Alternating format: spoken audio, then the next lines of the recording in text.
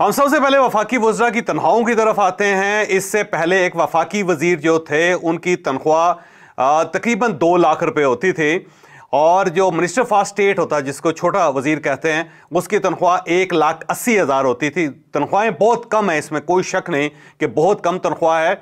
और आज के दौर में अगर एक मिनिस्टर ने 1,80,000 में तनख्वाह में गुजारा करना हो तो इट्स इम्पॉसिबल। और इसी तरह अगर वफाकी वजीर ने 2 लाख रुपए में गुजारा करना हो तो मेरा ख्याल है वो भी नामुमकिन है। लेकिन बहरहाल आगे चल के आपको बताएंगे कि जो इजाफा हुआ है उसकी वजह क्या और क्या इसमें अब वज़रा का गुजारा हो सकता है या नहीं हो सकता। तो जो वफाकी वजीर है उसकी तनख्वाह अब बढ़ा के 5,19,000 कर दी गई है, और उसके साथ साथ जो मिनिस्टर ऑफ स्टेट है उसकी तनख्वाह में भी इजाफा हुआ है।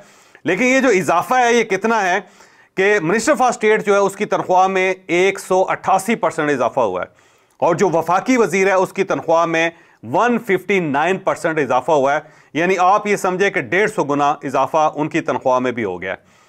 अब अगर ये तनख्वाहों को देखा जाए तो ये तनख्वाहें कम है, और ये बात बड़ी हद तक दुरुस्त है कि जब आपने MNA की तनख्वाह में इजाफा कर दिया है, सेनेटर की तनख्वाह में इजाफा कर दिया। और अगर आपको थोड़ा सा याद हो, मैं थोड़ा सा आपको माजी में लेके जाता हूं 2 महीने पहले, तो उस वक्त जो MNAs थे और सेनेटर्स थे उनकी तनख्वाहें जो फेडरल सेक्रेटरी है उसकी तनख्वाह के बराबर कर दी गई थे।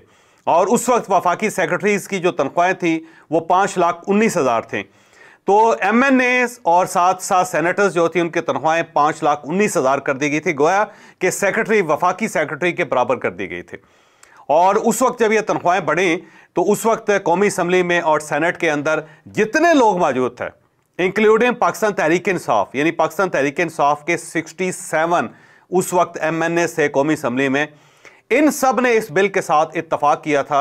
और यह वाहिद बिल था पिछले 1 साल के अरसे में जिसके ऊपर कोई इख्तलाफ किसी जगह से नहीं आया।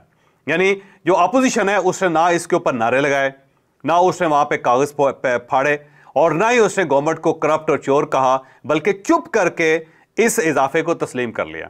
तो ये वाहिद एक ऐसा इशू था जिसके ऊपर एक नेशनल कंसेंसस था, यानी तमाम सियासी जमातों का कंसेंसस था, किसी ने कोई एतराज नहीं किया। और उसके मुकाबले में आप ये जो पार्लिमानी कमेटी का इजलास है जिसके अंदर ये फैसला करना था कि पाकिस्तान के अंदर दहशतगर्दी हमने कैसे खत्म करनी है, उसके ऊपर कोई कंसेंसस डेवलप नहीं हो सका। और पाकिस्तान तहरीक इंसाफ के जो 15 अरकान थे जिन्होंने इस इजलास में शरीक होना था वो ऐन वक्त पे आए नहीं, और उन्होंने कह दिया कि इमरान खान साहब को बुलाया जाए, अगर इमरान खान साहब आएंगे तो फिर हम ऐवान का हिस्सा बनेंगे, वैसे नहीं, या फिर हमारी इमरान खान साहब से मुलाकात करवाई जाए। एक साइड पे ये है और दूसरी साइड पे जब तनख्वाह में इजाफा हुआ था तो किसी ने ये नहीं कहा कि इमरान खान साहब को जेल से रिहा करवाया जाए, इमरान खान साहब को यहाँ कौमी असम्बली में लाया जाए, और उनकी मौजूदगी में अगर ये इजाफा होगा तो ज़्यादा उसकी इज्जत होगी। किसी ने यह भी नहीं कहा कि इस इजाफे के लिए हम इमरान खान साहब से मुलाकात करने के लिए जाना चाहते हैं जेल, बल्कि इमरान खान साहब की कॉन्सेंट के बगैर, उनके नोटिस पे लाए बगैर ही इस इजाफे को कबूल कर लिया गया था। और बाद में जब इमरान खान साहब को पता चला तो इमरान खान साहब को बहुत ज़्यादा अफसोस हुआ कि ये हमारे लोगों ने क्या किया।